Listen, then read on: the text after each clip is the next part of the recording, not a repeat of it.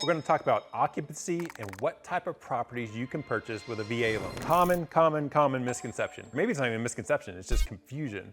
I have veterans call me like, Hey, I want to buy a property, this condo in Miami. I'm like, great, are you moving there? Are you PCS in there? Do you got a job there? No, it's going to be our vacation property. Like, me and my wife are going to go down there. I'm like, that is a secondary home. That's a second home. VA loans are for primary residence only. No ifs, ands, or buts. These are homes that you intend to occupy as your primary residence for the next 12 months, at least the next 12 months. But it's not the end of the world. Another question I get is like, well, what happens if I buy a home with my VA loan and I'm active duty military and 9 months down the road, I get orders to deploy or PCS or something? Well, then you've satisfied occupancy. You've actually moved in, it was your primary residence, and a life event like getting deployment orders happened and you're going to go move away or PCS to another duty station.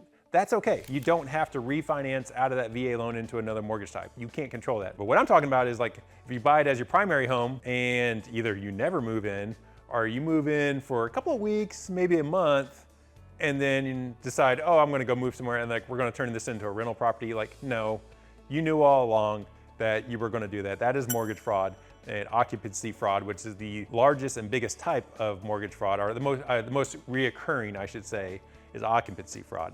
So again, primary residence only, not a second home and not an investment property. Now, can you turn your home into an investment property in the future after 12 months? Absolutely. Here's the different property types that you can buy. Single family home, multifamily home, manufactured home, a condo. These are all approved. And let's talk about condos real quick. So the VA has a VA approved condo association list. This is big time importance. The condo association, based on a set of guidelines and rules, has to be approved with the VA in order to get VA financing.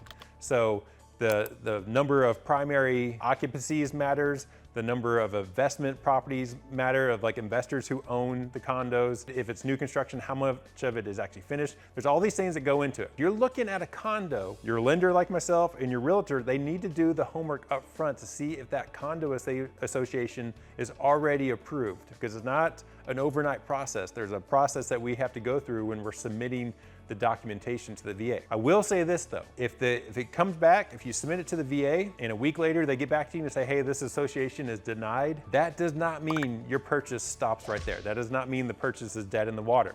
A lot of lenders don't know this. You can apply for a waiver to the VA to purchase that condo even if it was denied. I've done this numerous times. Now it's not 100% guaranteed, but at least knock on wood, I've never had the VA deny a waiver application. Basically saying, look, I know it was denied for XYZ reasons and it could affect the marketability of the property in the future. I don't care. I still want to purchase this as my primary residence and use my VA loan to purchase it. You can apply for that waiver all day long.